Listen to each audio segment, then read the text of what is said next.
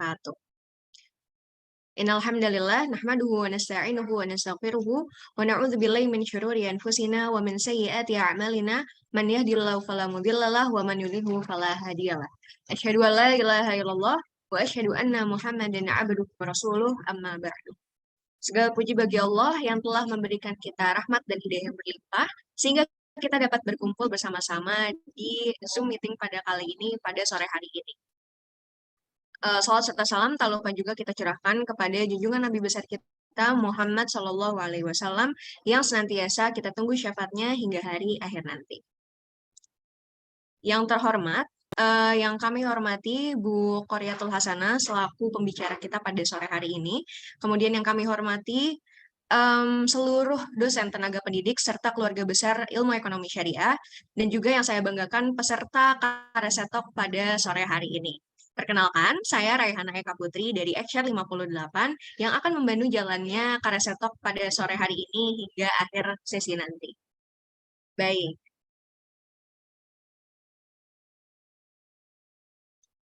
Oke, mungkin pada kesempatan kali ini akhirnya Karesetok atau yang biasa kita sebut dengan kajian ringan seputar ekonomi syariah kembali hadir setelah beberapa lama belum ada lagi gitu. Nah, dan pada sesi kali ini kita akan bersama-sama membahas dan mengupas tuntas tentang akhlak ekonomi mukmin yang akan dibawakan langsung oleh salah satu dosen pengajar di ilmu ekonomi syariah yaitu Bu Qoriatul Hasanah LC MIRK. Nah, mungkin Bu Qori sepertinya udah hadir di tengah-tengah kita. Assalamualaikum Bu Qori. Waalaikumsalam, Rehana. Panggilnya apa nih, Rehan ya? Panggilnya Rere. Oh iya, Rere. Rehana aja, Bu. Iya. Udah namanya sama sekelas ini Rere, jadi udah lupa sama panggilannya Rere. Oh iya, iya dulu Ibu udah ngajar. Ya ini FYI sedikit, Bu Qori salah satu dosen favorit saya dulu waktu di tingkat 2 ya teman-teman. Bu Qori, mohon maaf Bu, sepertinya mic-nya agak bermasalah ya Bu? Apa kurang hubungan suaranya? Suaranya agak pecah gitu. Buat teman-teman apakah mendengarkan hal yang sama? Boleh direspon di kolom chat. Iya betul Mbak.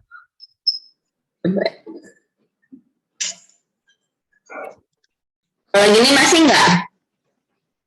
Masih Bu. Oh masih ya.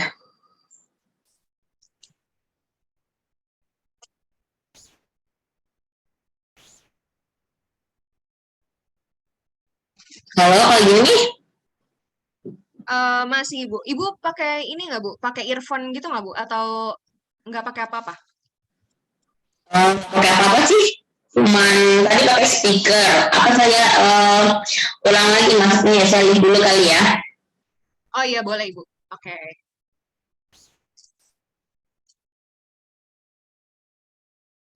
Oke, sambil nunggu Bu Qori nih teman-teman semua, mungkin kita absen dulu kali ya. Ini peserta dari Karesetok pada sore kali ini itu dari mana aja nih? Boleh direspon di kolom chat. Atau yang mau on mic juga boleh.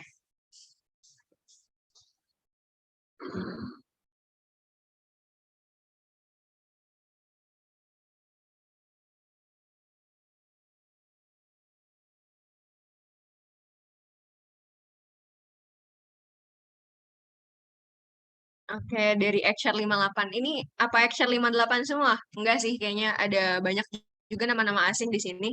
Yang oke ada ada Kak Meliani.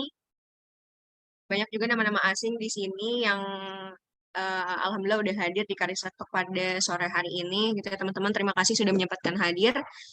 Semoga ilmunya nanti akan bermanfaat dan jangan lupa untuk siapkan catatan teman-teman semua supaya ilmunya bisa terekam dengan baik. Kalau pas sekarang gimana Re?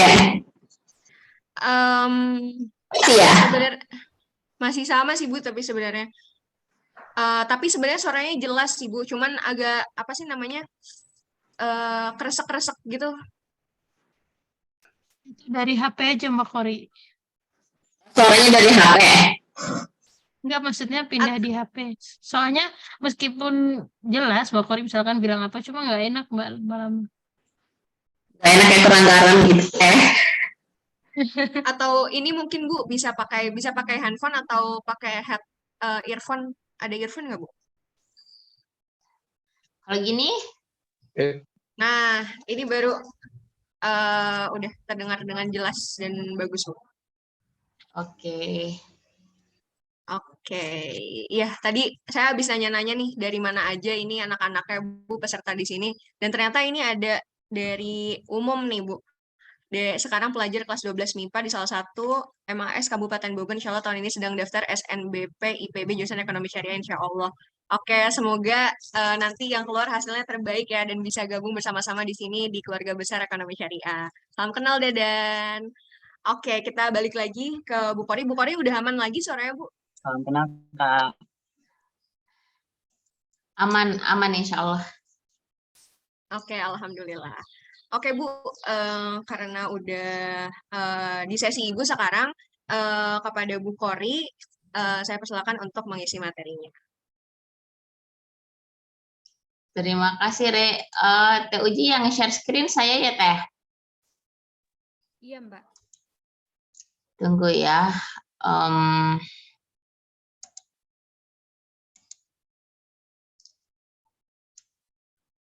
Mana ini?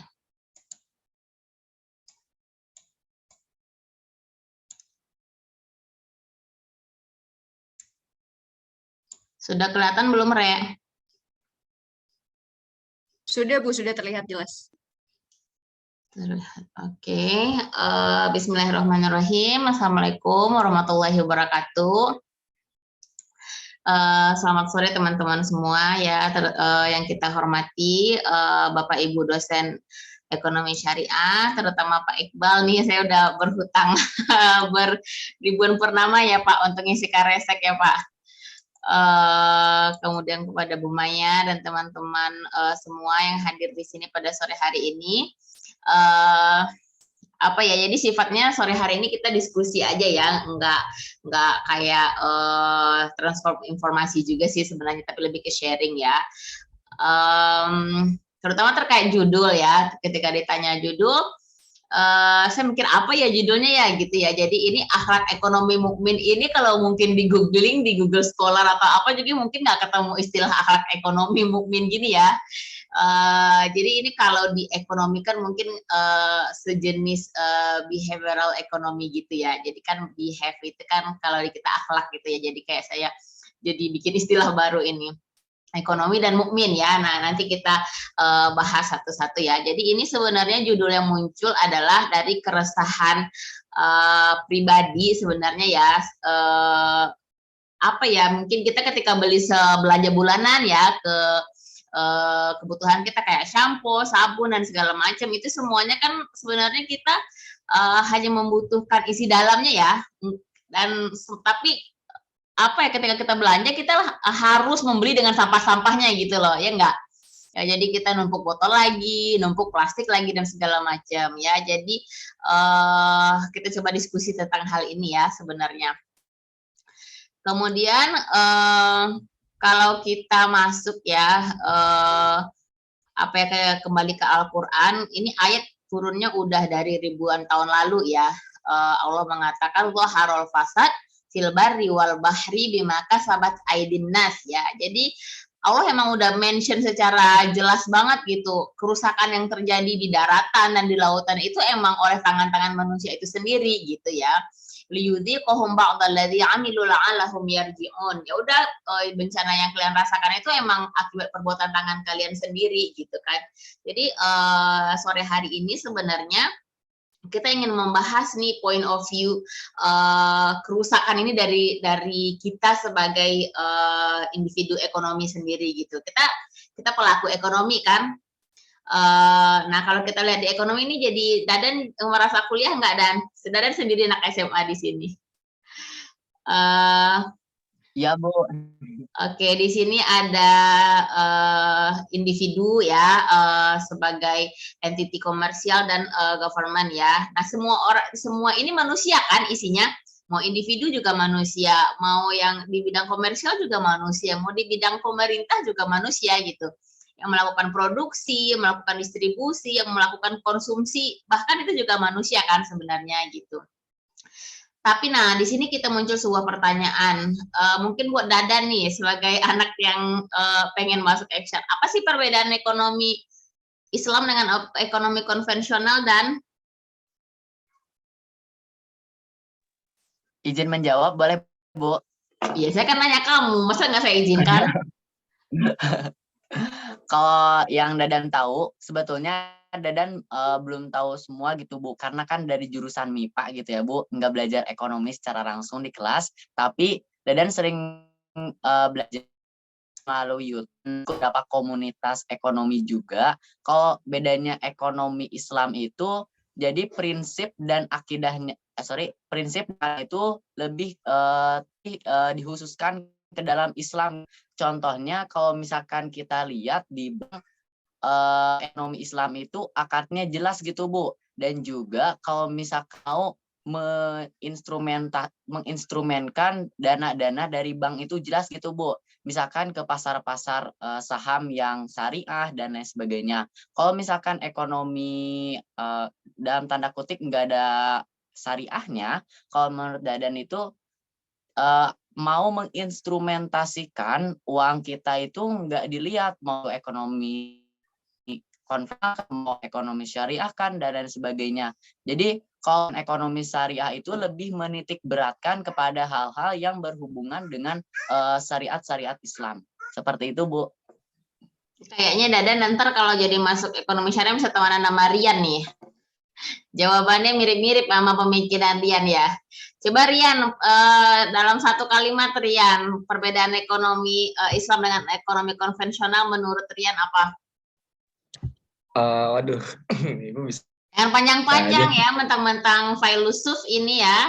aduh. Ya secara garis besar sih pasti ya ekonomi syariah sesuai dengan prinsip syariah. Nah, kalau konvensional tuh sesuai dengan apa kepuasan individu ini, Bu, yang tidak bertuntutan syariah. Ya. Ya, jadi kalau saya bisa menyimpulkan perbedaan paling intinya di value-nya bukan. Ya enggak, jadi kita sebagai seorang individu yang mempercayai ekonomi syariah itu kita meyakini value yang ada di ekonomi syariah itu, benar enggak? Jadi kalau sebenar-benarnya kalau tadi yang dicontohkan mungkin Dadan ya, mungkin kalau pinjam uang gitu ya, kalau dilihat dari nominalnya mungkin sama-sama aja. Kalau pinjam 500 juta juga dapatnya 500 juta, mau di bank konven atau di bank pembiayaan, maksudnya ya di bank syariah ya. Jadi mungkin orang secara awam mengatakan oh bank syariah dengan bank konven sama saja gitu ya. Jadi maksud yang ingin saya sampaikan di sini adalah dari semua bidang ekonomi yang mau produksi, distribusi dan konsumsi segala macamnya itu pelakunya adalah individu ya, mau ekonomi konven mau ekonomi syariah. Yang membedakannya adalah value-nya itu, benar nggak? Kita sebagai seorang muslim kita punya value Islam gitu. Jadi oh ini riba ini bertolak belakang nih sama value saya, jadi saya nggak akan gunain itu, ya nggak?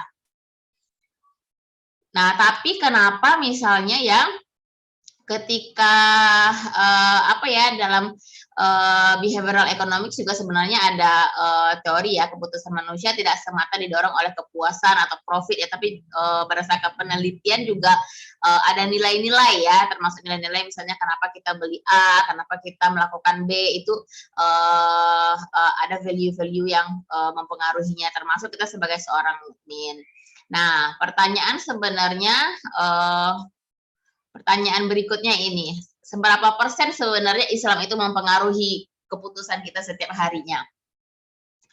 Di luar keputusan menikah orang kalau Islam pasti secara di KUA gitu kan, di masjid, itu udah kayak insya Allah pasti lah gitu ya. Kalau beli sesuatu barang berkemasan, kita lihat dulu nih logo halalnya gitu. Atau ketika kita meninggal, kita inginnya dimakamkan secara Islami dong ya, dan kita tidak minum minuman yang memabukkan atau minum-minuman haram. Apakah sebatas itu aja? Nah, apakah sebatas kita tidak terlibat dalam riba ya, apakah mungkin kita melihat itu tuh dalam frame yang sangat besar gitu. Jadi seolah-olah ekonomi itu belajarnya tadi juga Dadan ketika ditanya ya sebagai anak SMA langsung mencontohkan perbankan gitu ya, instrumen perbankan dan segala macam. Padahal kalau kita lihat kembali ke yang tadi, sebenarnya dari segi kalau kita misalnya pedagang nih, kita jualan di rumah UMKM, kita produksi, kita pelaku ekonomi loh. Kita sebagai pembeli juga kita pelaku ekonomi loh gitu. Atau misalnya kita sebagai kurir Shopee Express, kita juga pelaku ekonomi. Jadi kayak ibaratnya peran kita kalau seorang misalnya seorang Rere nih di preteli perannya apa? Pertama sebagai hamba Allah, yang kedua sebagai anak gitu kan Re. Nah yang ketiga kan salah satunya sebagai pelaku ekonomi. Nah itu sendiri kan.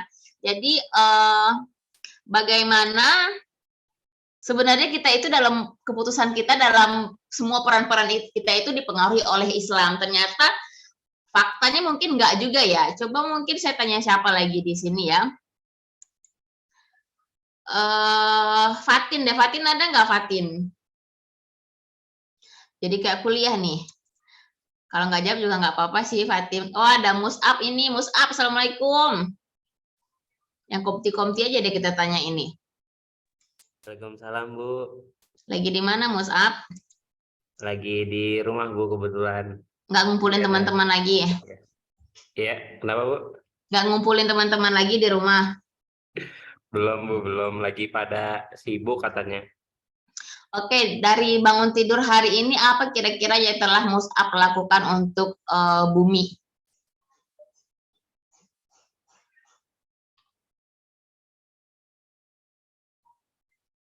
Maksudnya gimana Bu? Kurang jelas tadi. Pertanyaan, apa yang telah Mus'ab lakukan untuk bumi? Ini kita agak ini sedikit ya. Aktivis lingkungan ini ceritanya kita Mus'ab. Nyiram-nyiram tanaman aja sih Bu, sama tadi keluar beli makan, kayak gitu aja. Emang keluar beli makan apa manfaatnya buat bumi? Mungkin membantu orang lain ya Bu, kayak ya aktivitas ekonomi. Nyiram tanaman emang nggak hujan di Dramaga? Tadi sih saya nyiram pagi sih Bu, gak hujan. Oke, terima kasih Mus'ab ya. Siapa lagi nih? Tadi kalau Rere apa yang telah Rere lakukan untuk bumi hari ini? Kalau aku buat hari ini tadi kan sebenarnya ada punya tanaman juga Bu, tapi kan hujan ya, jadi nggak disiram. Kayak Mus'ab, Masya Allah sih udah hujan disiram lagi. Emang rumahnya deketan, kok Rere kepedean? Iya Bu, kalau saya sendiri ini paling Bu, saya nggak buang sampah sembarangan. Hari ini? Dan dari kemarin-kemarin sih Bu, saya nggak pernah buang sampah sembarangan, alhamdulillah. Oke, alhamdulillah ya. Jadi kalau kita, contohnya pasti banyak ya, masalah yang terjadi di bumi kita hari ini. Mungkin ini 3 poin yang saya coba paparkan di sini ya. Ada water crisis ya, land pollution, and global warming ya. Kalau kita misalnya hanya hidup di lingkungan kita nih kayaknya menghemat air itu kayaknya jauh banget ya. Kayak ngapain sih hemat air gitu kan. Orang air kita berlimpah bahkan sampai banjir gitu ya. Cuman kalau kita baca-baca kan beberapa saudara kita di belahan dunia lain memang merasakan air itu sangat-sangat yang barang mewah banget gitu loh. Bahkan ya kalau kita mau melihat dari sudut pandang kita sebagai seorang muslim, Rasulullah itu di dalam sebuah hadis pernah diriwayatkan kan beliau itu berwudu itu 1 gayung doang loh.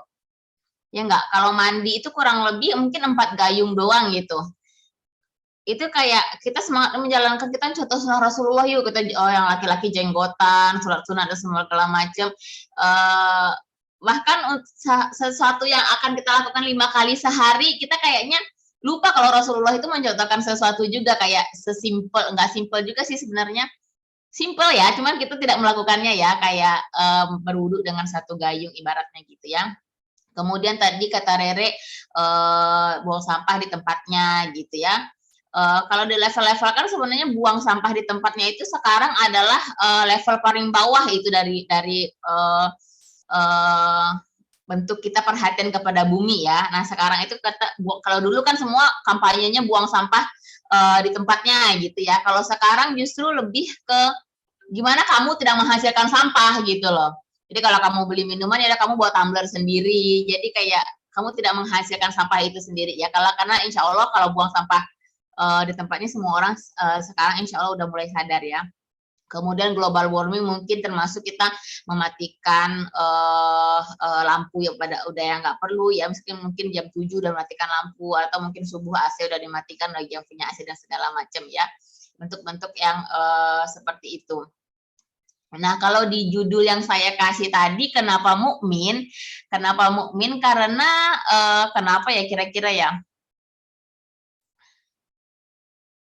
Banyak perintah di dalam Al-Quran itu dibedakan kan, wahai orang-orang muslim dan wahai orang-orang yang beriman.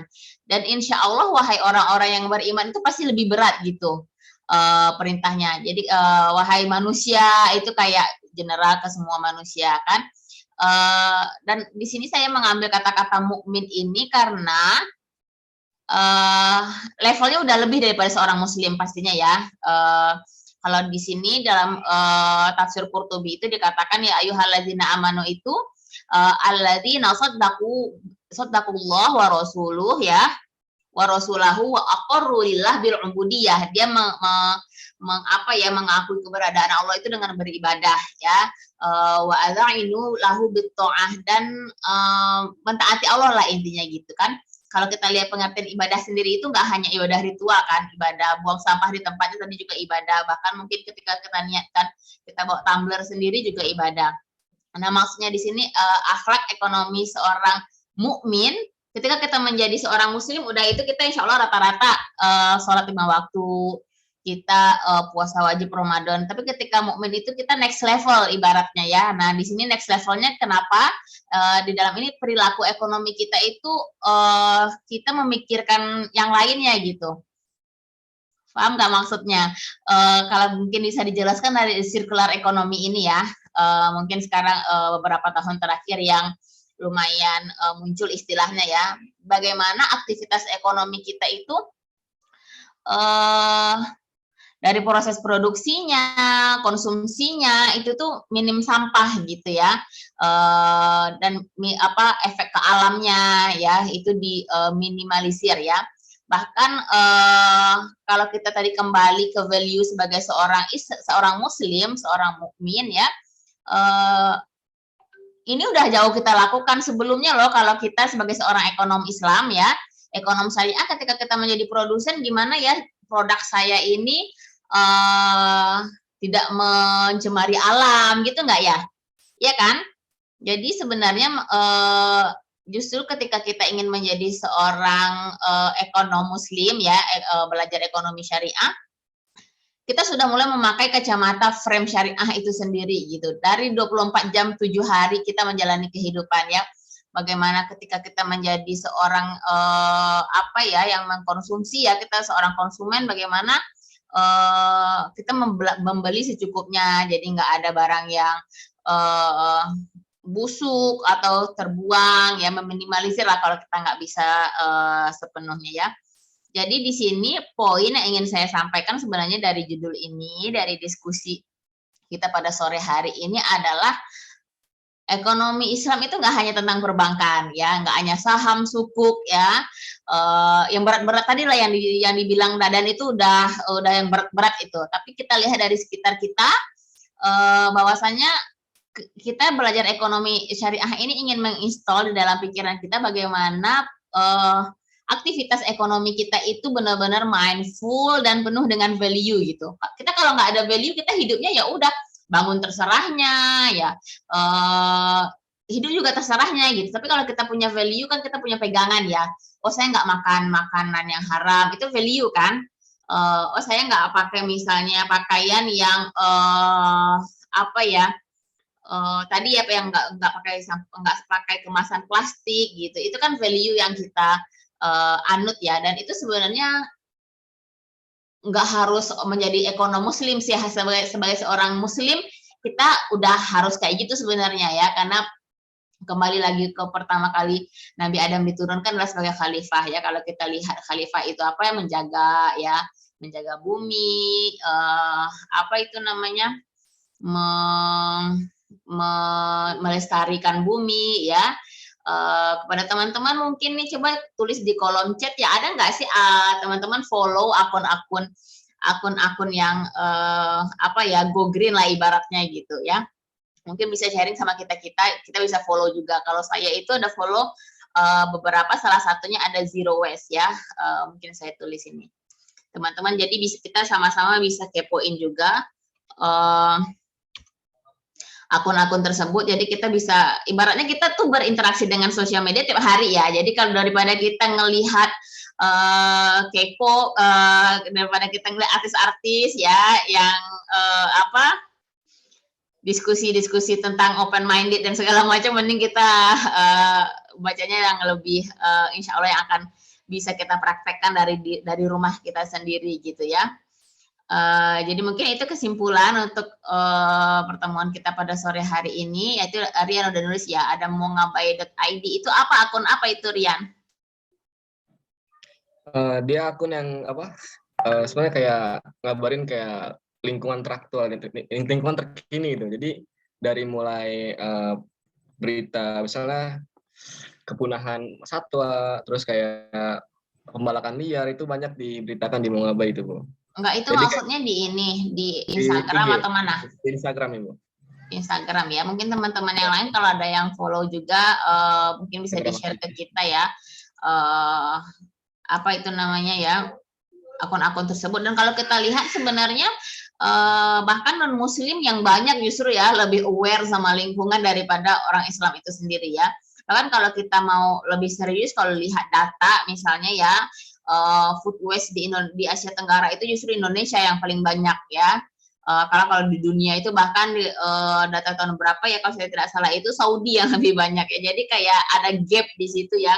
Ketika kita sebagai seorang Islam, misi kita ke bumi adalah menjaga bumi, tapi at the same time kita sendiri yang dari segi ini baru dari segi makanan, belum tentu mungkin nanti penggunaan device yang mungkin merusak lapisan ozon dan segala macamnya. Jadi mungkin buat teman-teman yang mau skripsian juga, yang mau penelitian juga, jangan mungkin ini sekitar 80% itu masih tentang perbankan ya, instrumen keuangan dan segala macam. Mungkin bisa dilihat juga dari apa ya, side-side ekonomi yang lain gitu ya. Jadi maulo alam bisawab untuk apa ya, diskusi kita pada sore hari ini. Sebenarnya saya agak khawatir ini mengisi kind of talk ini ya, karena takut omdo nih Pak Iqbal, saya takut ngomong doang.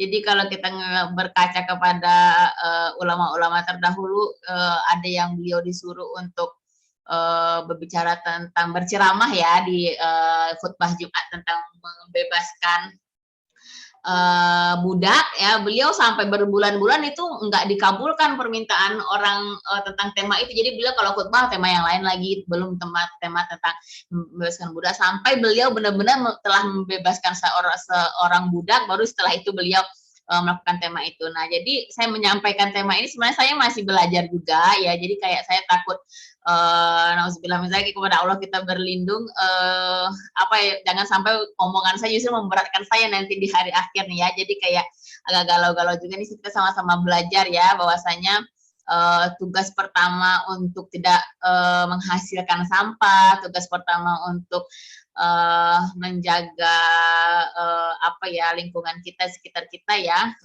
sebenarnya adalah kita nggak harus belajar ekonomi syariah, nggak harus belajar S2 atau segala macam, tapi cukup menjadi pribadi sebagai seorang mukmin, menjalankan perintah Allah, dan saat itulah kita harus aware sama apa yang kita lakukan ya, baik kita dalam memproduksi ataupun kita juga mengkonsumsinya gitu ya. Jadi wallahu alam, saya kembalikan ke Rere. Assalamualaikum warahmatullahi wabarakatuh.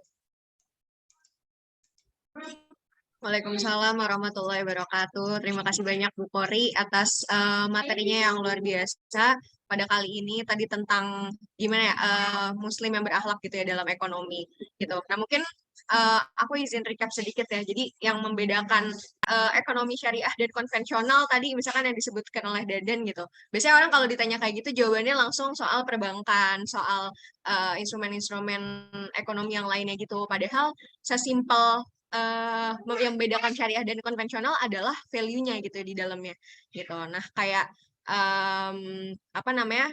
Jadi action itu nggak hanya tentang perbankan, tapi bagaimana aktivitas ekonominya itu punya value dan juga mindful gitu. Kayak misalkan kita kalau misalkan kita punya mendirikan perusahaan, gimana caranya bukan dari produksinya sampai distribusinya itu minim sampah dan memperhatikan lingkungan gitu ya. Kalau tadi saya tangkap sih banyak soal lingkungan gitu yang Bu Kori bicarakan gitu. Kayak sekarang juga kita sebagai seorang muslim, kalau tadi saya bilangnya apa yang sudah saya lakukan kepada bumi pada hari ini saya bilang buang sampah sembarangan, padahal seharusnya kayak bukan lagi buang sampah sembarangan, tapi gimana caranya saya nggak menghasilkan sampah di hari ini gitu, meminimkan penghasilan sampah pada hari ini gitu. Nah mungkin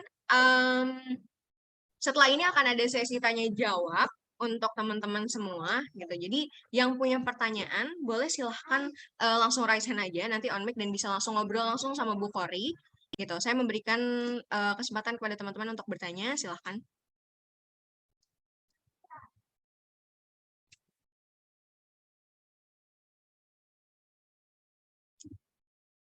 Oke, mungkin sambil nunggu pertanyaan dari teman-teman ya.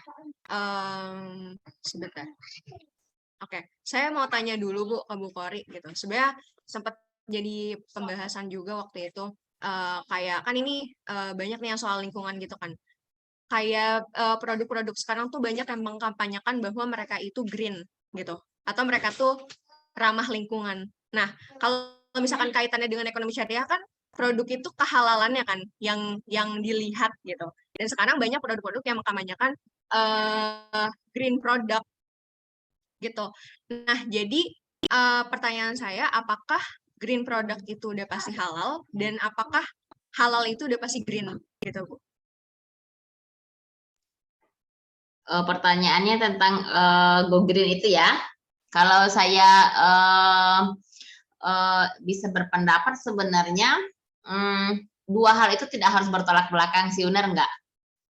Ketika sebuah produk halal belum tentu green sih, ya belum tentu green karena indeks kehalalan itu nggak ada greennya, benar nggak Pak Iqbal? Nggak ada yang diperiksa ya checklistnya apakah kamu minum sampah segala macam, tetapi benar tentang pure tentang halalnya aja gitu ya. Secara normatif harus green. Secara normatif harus green, tapi di IHSG misalnya ya di ini apa itu yang halal batubara juga masuk kan, belum green kan? Secara normatif ya. Ya itu kan tantangan ya. Gimana cara menggreenkan batubara tuh Pak? Ya enggak, maksudnya sektor batubara masih dianggap sebagai sektor halal gitu. Padahal secara ini kan belum toyib. Benar. Tapi tantangan ya. Dan sektor yang green juga belum tentu halal yang di KHT itu. Yang sama juga bolak-balik sama gitu. Iya. Jadi untuk level pertama, filter kita pertama mengkonsumsi sebuah produk tetap halal dong pasti Rehana lagi Rere ya Re ya, tetap halal karena itu masalah dunia akhirat ya.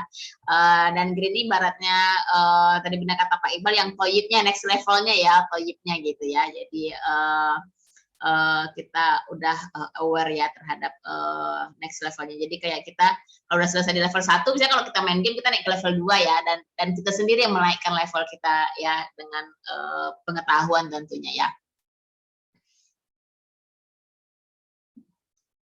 Oke, baik Bu. Berarti belum tentu ya Bu, dan berkebalikan gitu. Kayak yang halal belum tentu green, yang green juga belum tentu halal gitu. Walaupun mungkin tadi kata Pak Iqbal juga secara normatif harusnya ada gitu ya, apa kriteria kalau misalkan produk halal itu green, tapi nyatanya di lapangan batu bara itu masih dianggap halal gitu. Berarti kita sebagai umat muslim mengutamakan halal. Betul, kita naik angkot juga kan nggak green sebenarnya. Oh iya. Iya, tapi kan masih halal lah, nggak apa-apa ya. Belum toyib mungkin. Belum terlalu toyib. Iya. Dan sebenarnya kalau tadi go green juga kebalik lagi ke value kan, mereka punya value go green ya. Jadi kita sebagai seorang muslim value kita ya Islam itu sendiri gitu ya. Jadi kayak dalam Islam kita harus mengkonsumsi yang halal, dan next levelnya pasti untuk yang baik untuk lingkungan kita ya. Dan at least kita berusaha lah, walaupun nggak bisa 100%, minimal 1%, 2% kita udah ada awareness itu di dalam diri kita ya. Oke, baik. Terima kasih banyak Ibu, dan tadi Pak Iqbal juga menambahkan. Terima kasih banyak. Alhamdulillah pertanyaannya terjawab. Nah, mungkin dari teman-teman kira-kira ada yang mau bertanya lagi ke Bu Kori? Oke, baik, di sini ada Kak Meliani. Boleh Kak? Silakan. Oke, makasih Rere atas kesempatannya. Mungkin ini pertanyaannya, maaf ya Bu kalau agak aneh. Sebenarnya saya penasaran aja gitu Bu, karena kan saya sering ditanya gitu sama teman-teman saya tentang kehalalan suatu produk gitu. Jadi sebenarnya sebagai seorang muslim itu kita kalau mau konsumsi gitu ya Bu, kita tuh boleh mengonsumsi yang tidak haram atau hanya boleh mengonsumsi yang sudah halal gitu Bu. Jadi kan kalau tidak haram tuh dia belum tentu bersertifikasi halal, tapi dia nggak haram gitu Bu. Apa emang cuma yang harus halal aja gitu? Karena kan ada beberapa kayak makanan-makanan yang sebenarnya kalau dipikir-pikir ya itu sebenarnya halal gitu, tapi dia nggak bisa, misalnya dia belum tersertifikasi halal gitu, tapi itu tidak haram gitu. Kalau misalnya apa itu harus yang selalu halal, yang benar-benar halal banget gitu, berarti kan kayak sangat harus dipilih-pilih gitu Bu. Jadi sebenarnya boleh gak sih Bu kalau kita tuh mengkonsumsi makanan yang memang sudah jelas tidak haram, maksudnya kan haram itu sebenarnya kan ada ya aspek-aspek yang menyatakan suatu makanan itu misalnya haram, mengandung apa gitu Bu. Nah ketika makanan itu tidak mengandung sesuatu tersebut yang mengharamkan tapi tidak juga halal, apakah masih boleh dikonsumsi atau enggak? Mungkin itu aja Bu, terima kasih. Pertanyaan dari Meli, kalau nggak ribet itu berarti bukan Meli. Ya soalnya kalau ketemu sama teman-teman tuh suka sengaja ditanya-tanya gitu loh Bu. Jadi Meli juga bingung mau jawabin, terus kata Meli udah nanti dia nanya Ya itu ciri khas Meli, emang kali itu pertanyaannya ada aja yang nggak kepikiran sama orang ya. Jadi kalau saya ingin boleh menyimpulkan, jadi pertanyaannya adalah bolehkah mengkonsumsi sesuatu yang tidak tersertifikasi halal, tapi dia nggak haram juga. Ya betul, seperti itu Ibu pertanyaan. Taunya nggak haram dari mana? Kan dari bahan bakunya ada Bu, tulisannya misalnya bahan baku, tapi kan misalnya nih kita mau beli beli misalnya cireng gitu kan, nah cirengnya itu nggak sertifikasi halal gitu. Cireng abang-abang gerobakan. Iya, tapi kan bahan bakunya itu halal gitu. Nah, tapi dia tidak. Taunya dari mana halal? Kan ada bahan-bahannya Bu, maksudnya kalau abangnya nyolong bahannya gimana? Emang kalau tersertifikasi halal tuh harus tahu itu dapatnya belinya pakai uang apa. Nah, emang kalau sertifikasi halal itu kenapa harus disertifikasi? Karena biar laku aja. Suuzon, mana sertifikasi halal biar laku? Biar meyakinkan, biar nggak goror. Goror meyakinkan apa? Goror apa? Ya maksudnya kan kalau misalnya maksud Meli jadi langsung sidang ini. Tadi maksudnya biar meyakinkan, maksudnya nggak ada keraguan-raguan. Emang goror apa artinya goror? Goror itu masih nggak jelas, belum pasti. Jadi kalau pendapat saya nih, jadi kita ntar ini lagi nih panjang sampai jam 6. Sertifikasi halal itu tadi kan yang benar kata Meli ya, biar kita itu nggak kerja 2 kali ya. Jadi kan nggak semua orang punya ibaratnya ya, kalau kita simpulkan seperti mazhab mungkin ya. Jadi orang yang nggak punya kapasitas untuk menentukan ini bahannya apa ya, ibaratnya walaupun dia blank seblank-blanknya ketika melihat logo sertifikasi halal, oh ini bisa dikonsumsi gitu ya. Tadi yang Meli katakan, bila nggak mau konsumsi sesuatu yang nggak ada sertifikasi halalnya, tapi itu belum tentu haram. Nah, ya kalau di dalam fikih mah kita mana nih ya, Bapak ada Ustadz Salim ini di sini ya.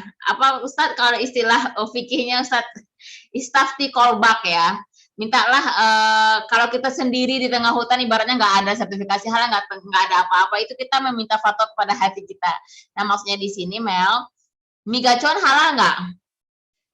Belum halal, Bu. Kenapa nggak dapat sertifikasi halal?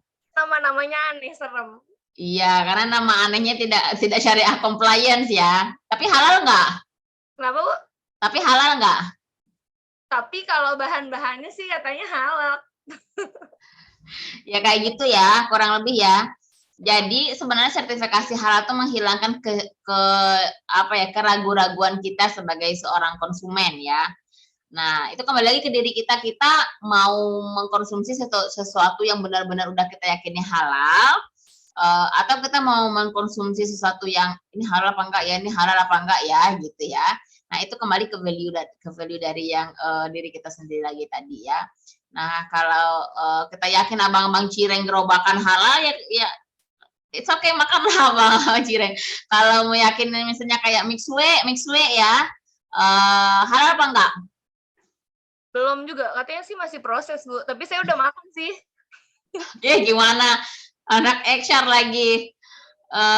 Nah, bedanya mie gacoan dengan mixue ini kita nyebut nama jadinya ya. Ini pendapat pribadi saja sebenarnya ya. Dua-duanya belum halal, ya enggak? Tapi yang satu bahannya dari mana? Dari luar negeri. Itu sebenarnya Iya, bahannya dari China, mixue plek-plek 100%. Dimakan lagi sama Meli. Udah semester berapa ekonomi syariahnya? Itu maksud saya ya. Jadi diskusi tentang hari ini sebenarnya kita menjadikan mata kuliah kita ekonomi syariah berat-berat, sukuk, saham, segala macam itu sebagai pengetahuan gitu loh. Dan kita senang banget misalnya kayak, oh saya tahu nih istilah-istilah ini bla bla bla ditanyain. Tapi yang paling fundamental kita nggak aware sebenarnya gitu kan, apakah mata kuliah kita selama ini itu terinternalisasi ke dalam lifestyle kita apa enggak ya, sepaling hal tadi misalnya kita tidak menghasilkan sampah atau bahkan yang kita makan itu sangat itu sangat krusial sekali ya sampai makan ya. Mel istighfar atau Mel? Iya Bu, semoga secepatnya halal biar nggak merasa Ternyata sebelum disertifikasi dia nggak halal gimana? Gitu. Tuh banyak Bu yang udah makan tuh Bu, Musab juga tuh Bu kata. Nah oke. Sekarang berarti no wonder lah kenapa di Indonesia kayak gitu ya, orang mahasiswa ekonomi syariahnya aja masih nggak aware, apalagi masyarakat yang nggak belajar ekonomi syariah ya. Oke, jadi teman-teman ini semuanya jadi duta di lingkungannya loh, di circle-nya loh. Oh, Meli anak ekshar aja makan mixue, belum ada halalnya. Ya udahlah aku makan juga gitu kata temannya. Gimana tuh? Ibu, saya punya satu pertanyaan lagi, Bu. Kalau gimana Re nih Meli kebanyakan nih Re pertanyaannya Re. Penasaran, Bu. Kan Re yang moderatornya, saya tuh menjawab doang. Gimana Re? Boleh gak bodoh satu? Nggak apa-apa, lanjut Kak. 3 lagi juga nggak apa-apa. Ini Bu, kalau misalnya Bu ada satu produk, dia itu di luar negeri itu udah halal, tapi di Indonesia belum halal sertifikasi MUI gitu Bu. Itu kan yang penting kan udah halal gitu Bu, itu tetap boleh dikonsumsi nggak Bu? Apa balik lagi ke terserah percaya apa enggak sama lembaga sertifikasi negara lain gitu? Takutnya beda gitu. Apa contohnya? Apa ya contohnya? Bentar Bu. Saya kan kemarin cari minuman nih Bu ceritanya. Nah, terus tuh saya cari di Google, kayak apakah sudah halal? Ternyata halalnya tuh di Malaysia gitu. Nah, saya nggak tahu sih kenapa di Indonesia misalnya belum tersertifikasi gitu ya, apa karena emang baru masuk atau gimana. Nah, cuma kalau misalnya di posisi adalah gitu Bu satu barang kayak gitu Bu, kayak kita boleh gak sih Bu percaya lembaga sertifikasi negara orang? Atau gimana keyakinan diri aja? Pertama kan kita tahu ya bahwasanya ketika sebuah produk terutama makanan dan minuman ya, itu kebanyakan dia punya dapurnya sendiri di negara tersebut, benar nggak? Misalnya terutama kita kasih contoh Subway misalnya ya, Subway itu di Malaysia halal, di Singapura nggak halal misalnya, walaupun dan mereka nggak apa-apa nggak halal di Singapura, atau mungkin marketnya nggak menanyakan juga kehalalan segala macam ya. Jadi kalau teman-teman saya di Singapura itu udah mereka beli Subway-nya yang Malaysia, jadi kayak ke Johor dulu beli Subway, habis itu balik lagi ke Singapura gitu. Jadi kayak ya gitu Mel, kita harus kalau mau aman ya, kalau mau aman apa yang ingin kita masukkan ke dalam tubuh kita percaya dengan sertifikasi halal tersebut, dan itu adalah usaha pemerintah untuk melindungi konsumen muslim gitu ibaratnya ya. Ini pemerintah sudah berusaha dan kita nggak apa-apa. Jadi itu sebenarnya ujian orang punya ilmu ya, karena saking dia taunya ilmunya ini kayaknya nggak apa-apa dan negara. Jadi berijtihad sendiri Mel ya. Iya Bu, kayak dulu kan zaman Samyang tuh Bu. Samyang tuh kan lama tuh keluar sertifikasi halal Indonesia. Tapi tuh kalau yang yakin mah, udahlah di Korea udah ada halalnya kok gitu. Beli mumpung masih murah gitu kan zaman SMA Bu dulu. Cuma Ya itu kembali tadi ke behavioral ekonominya ya, bahwasanya untuk keputusan membeli sesuatu itu memang dipengaruhi oleh FOMO ya Mel ya. Bisa buat judul skripsi Bu, kayak gitu. Iya, nah silahkan mangga atuh. Tuh Bu, Dadan mau nanya Bu, udah Bu, saya udah cukup sekian, makasih Bu. Oke, makasih banyak Kak Meli. Pertanyaannya kritis ya, lumayan gitu. Dan mungkin teman-teman juga ada yang kepikiran pertanyaan itu terus diwakilkan sama Kak Meli gitu. Makasih banyak Kak Meli, makasih banyak juga Bu Kori atas penjelasannya. Sekarang lanjut aja nih ke Daden. Boleh Daden mau tanya apa? Baik, Kak. Assalamualaikum warahmatullahi wabarakatuh. Perkenalkan, nama saya Dadan Ramdhani. Saya merupakan seorang pelajar kelas 12 jurusan MIPA di Madrasah Aliyah Swasta Sirojul Atfal di Kabupaten Bogor. Jadi saya dengan IPB itu masih satu kabupaten gitu Bu. Jadi saat ini saya sedang daftar di SNBP gitu Bu. Ngambil jurusan insya Allah ekonomi syariah. Izin bertanya ke Bu Kori. Pertanyaannya itu, tadi saya mendengar bahwasannya ekonomi syariah itu kan berdasarkan prinsip Islam gitu ya Bu. Sedangkan ekonomi konvensional itu berdasarkan kepuasan. Nah, pertanyaannya adalah, apakah boleh kalau misalkan kita sebagai pelaku ekonomi syariah, kita juga ingin mengambil sebuah kepuasan gitu Bu. Tapi berdasarkan dengan prinsip-prinsip Islam. Misalnya saya jualan bakso. Nah, saya itu ngambil untung yang banyak gitu Bu. Tetapi kan saya udah sesuai dengan akadnya gitu Bu. Ada barang, ada penjual, dan lain sebagainya. Itu boleh gak Bu dalam ekonomi Islam? Terima kasih. Emang di dalam Islam kita nggak boleh ngambil untung banyak-banyak Dan? Kalau Dadan dengar dari guru mah Bu, katanya 20% aja, jangan banyak-banyak gitu Bu. Apa itu landasannya 20% aja? Gak dikasih tahu Bu, cuman ngomong kayak gitu doang. Soalnya kan Dadan jualan juga gitu Bu. Kan Dadan pernah nanya, ya udah 20% aja, maksimal 30% gitu Bu. Itu ya, itu nanti Dadan kalau udah belajar di ekonomi syariah atau enggak harus dikasih dari sekarang. Kalau ada orang yang menjawab pertanyaan Dadan tanya, dalilnya mana Bu? Dalilnya mana Pak? Emang ada hadis yang bilang 20% aja gitu. Gitu ya Dan ya. Jadi maksud saya di sini adalah mungkin ada nanti akan belajar ya di ekonomi syariah ya kalau udah kuliah ya, bahwasanya kayaknya kalau stigma di masyarakat ekonomi syariah itu jauh banget gitu, kayak banyak banget yang dilarang gitu ya, benar nggak Dan? Jadi kayak orang kadang-kadang untuk menjalankan agamanya jadi takut sendiri gitu. Aduh kita kan mau untung juga gitu ya, kita kan mau ini juga gitu. Sebenarnya tadi filternya hanya sesuai dengan syariat ya. Nah, ketika Dadan tadi dijawabnya, jangan banyak-banyak dan ngambil untung gitu ya. Dadan nanti coba cari tahu lagi ya, hubungi lagi gurunya itu alasannya kenapa Bu gitu ya. Jadi insya Allah ketika Dadan mencari tahu jawaban sendiri, Dadan akan lebih paham deh ini ya. Jadi Dadan jangan langsung percaya ya Dan ya, ketika dikasih tahu sama orang ya. Cari tahu sendiri ya. Siap Bu, baik, makasih. Iya, dan itu enggak ini ya Dan ya, enggak ada standar ya dari syariah ya yang baku ibaratnya seperti sebaku akidah ibaratnya apa ya, malaikat itu ada, makhluk gaib itu ada, itu kan udah hitam di atas putih ya. Nah, kalau ekonomi syariah ini kan sifatnya muamalah ya, apa ya, pendapat ABCD masih banyak ya, dan Dadan nanti akan terekspos dengan banyak pendapat di dalam semakin Dadan baca dan segala macam. Nah, di situ nanti Dadan bisa menemukan Dadan apa yang Dadan prefer ya. Gak apa-apa para sahabat ya, kalau kita lihat sahabat tuh pada kaya-kaya loh. Ya, Rasulullah itu kudanya kuda terbaik, ibaratnya kalau kendaraan sekarang mungkin kendaraan mewah ya. Pedang-pedang sahabat itu juga bukan pedang ecek-ecek dari bahan yang premium gitu ya. Dan dalam Islam nggak ada apa yang mending Dadan belajar sendirilah. Nanti kalau dikasih tahu sekarang kan Dadan nggak jadi masuk ekonomi syariahnya. Udah tahu duluan. Baik Bu, siap biar jadi penasaran ya Bu.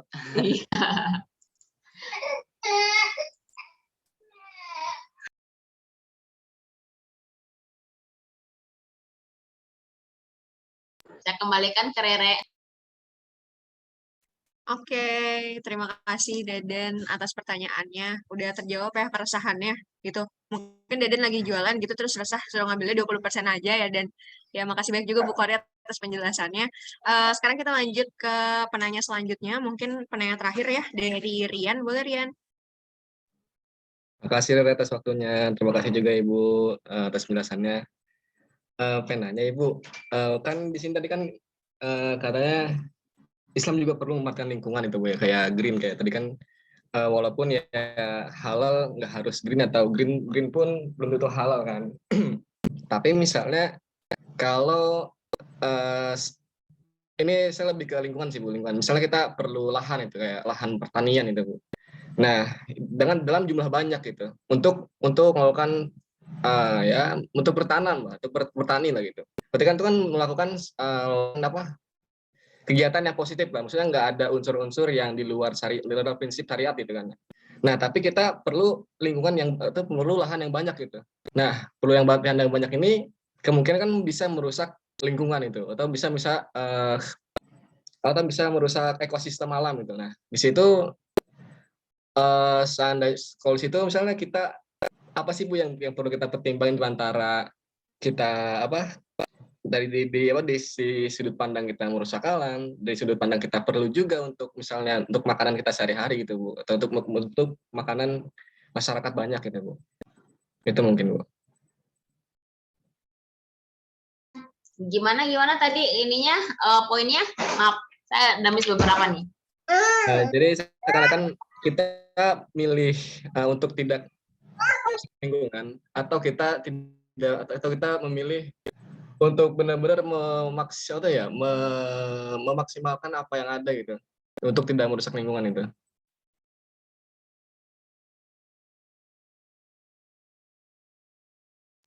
Jadi masalahnya memaksimalkan sesuatu yang ada untuk tidak merusak lingkungan.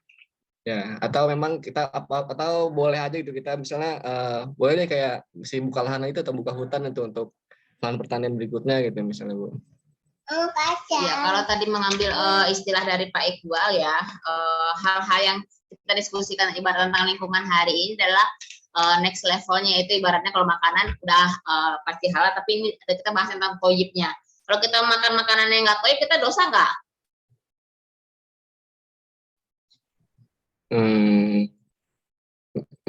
Enggak sih, maksudnya yang dosa kan makan haram. Iya kan, ya kan. Jadi kayak garis merahnya itu adalah makanan yang halal. Nah ini garis merahnya kita yang benar-benar halal dan haramnya aja. Ketika orang nebang hutan itu dia haram dosa apa enggak? Nah itu mungkin pembahasannya dilihat nanti dari ya ditebang hutannya siapa ya. Maksud saya itu adalah apa ya, hal-hal yang hitam di atas putih ya. Kalau dia itu kembali kepada kemaslahatan, kalau dia merusak kemaslahatan orang banyak dan segala macam, itu pasti somehow dia apa ya, saya nggak berani mengatakan dia berdosa juga ya, karena wallahu alam ya Allah yang mengatur itu, tapi ketika kita merusak kemaslahatan orang ya, dalam Islam sendiri kita kan dilarang untuk melakukan hal itu ya, kita justru dianjurkan untuk memberikan manfaat. Termasuk yang tadi juga untuk saat ini mungkin saya jawabannya Rian ya, nggak berani saya ngeklaim oh dia tuh berdosa gara-gara dia membakar hutan dan segala macam, tapi setidaknya ketika kita sebagai seorang produsen ingin membuka lahan, cari opsi-opsi yang minim maslahatnya, yang mudorotnya, maaf ya, mudorotnya yang paling sedikit. ketika kita punya opsi itu, ya. Nah, maksud saya dan itu yang membedakan kita sebagai seorang muslim dalam tanda kutip mungkin yang belajar ekonomi syariah juga dengan orang yang nggak punya value itu. Benar nggak? Kan banyak juga orang yang ketika dia buka lahan yang penting gue dapat untung value ABCD, gue nggak punya lah, bodo amat gitu, orang mau sak nafas, orang mau apa juga terserah gitu ya. Nah, itu yang ingin kita hindarkan di sini gitu maksudnya, karena kita punya value-value yang kita yakini tadi ya. Apalagi ada opsi, beda ceritanya kalau nggak ada opsi ya.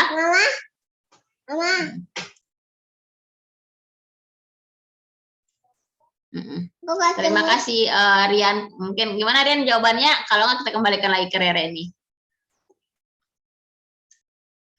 Gimana Rian, udah terjawab belum? Insya Allah terjawab. Berarti kita perlu apa? Mempertimbangkan antara maslahat dan mudarat dulu, Bebe.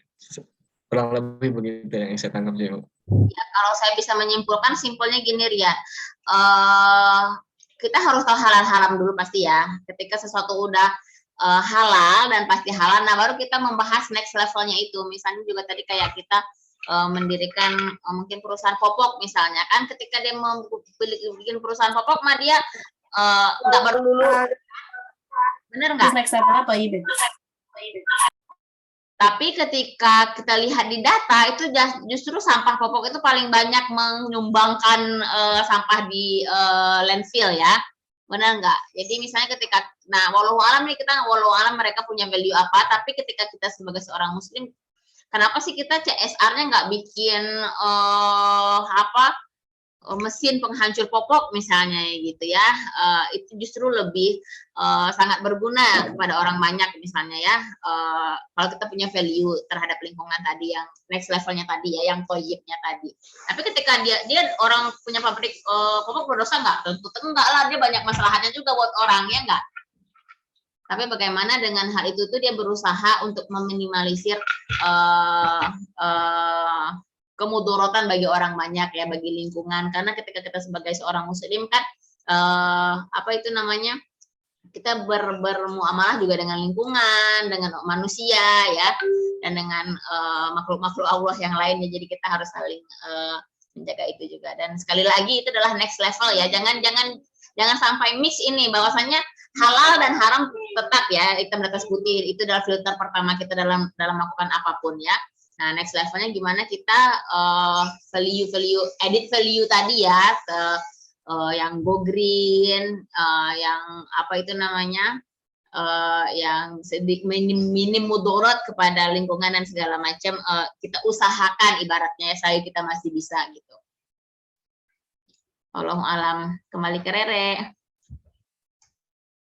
Oke, baik. Terima kasih banyak Bu Kori atas pemaparannya. Terima kasih juga Rian atas pertanyaannya. Gitu. Berarti sebenarnya itu termasuk kesimpulan karya sektok pada sore hari ini sih menurut saya juga. Karena tadi soal lingkungan itu itu adalah value seorang Muslim gitu. Tadi akhlak seorang Muslim, ekonomi Muslim gitu. Tapi berbicara soal lingkungan gitu, itu tuh sebenarnya halal haramnya tuh next level gitu. Jadi yang pertama harus kita seleksi adalah halal haramnya dulu, baru kalau udah halal, kalau bisa kita itu ramah lingkungan gitu. Nah, tapi kalau yang nggak ramah lingkungan itu belum tentu tidak halal gitu ya teman-teman. Oke, mungkin pertanyaan dari Rian sekaligus tadi closing kesimpulan dari saya itu menutup sesi kita pada sore hari ini gitu. Mungkin dari Bu Kori ada yang mau disampaikan lagi Bu terakhir sebelum ditutup? Kesimpulan saya sore hari ini adalah teman-teman ya, terutama ini mahasiswa ekonomi syariah ya, ilmu yang bermanfaat adalah ilmu yang bisa diaplikasikan ya, bukan goal kita bukannya di Wikipedia berjalan ya. Jadi apa itu saham, apa itu sukuk, apa itu fast forward gitu ya, dan kita tahu semuanya nggak itu ya, tapi adalah keberkahan itu. Walaupun ilmu kita sedikit, kita bisa mengaplikasikannya, kita bisa diberikan kemudahan untuk mengamalkannya ya. Pada teman-teman semua, saya pribadi juga kita memohon kepada Allah agar mendapatkan ilmu yang berkah ya. 4 tahun kita di Eksyar, bagaimana setelah itu kita terbrainwash ya, ibaratnya kita punya value kesyariahan tadi dalam aktivitas ekonomi kita harusnya ya, karena kita udah 4 tahun di belajar hal itu. Dan disitulah keberkahannya gitu. Semoga ilmu kita jadi anak Aisyah berkah, bermanfaat bagi diri kita sendiri ya, dan lebih baik lagi ketika kita menjalankan misi hidup setelah pasca kampus ya, kita mau jadi produsen, mau jadi pemerintah, mau mengambil kebijakan dan segala macam, itu kita udah ngikut aja gitu, karena kita udah frame-nya udah syariah dari awal insya Allah. Walau alam. Siap, jazakumullah khairan katsiro Bu Qori ya, tadi closing statement-nya sebagai reminder juga kita sebagai mayoritas nih kebanyakan anak-anak ekonomi syariah di sini menjadi apa ya, dutanya ekonomi syariah gitu ya. Kita yang semoga ilmu kita diberikan manfaat gitu, kita bisa mengaplikasikan ilmu walaupun hanya sedikit gitu. Baik, terima kasih sekali lagi saya ucapkan kepada Bu Qori yang telah bersedia hadir dan mengisi materinya dan memberikan ilmunya kepada kita semua di sini. Dan mungkin cukup sekian pertemuan kita Karesek Talk pada sore hari ini. Terima kasih juga kepada para dosen dan juga keluarga besar ekonomi syariah dan peserta-peserta lainnya dan juga ya dari luar IPB gitu yang udah menyempatkan hadir untuk menimba ilmu di Karesek Talk pada sore hari ini. Saya Rayhana Eka Putri dari Action 58 pamit undur diri. Wabillahi taufiq wal hidayah. Wassalamualaikum warahmatullahi wabarakatuh. Terima kasih semuanya. Warahmatullahi wabarakatuh.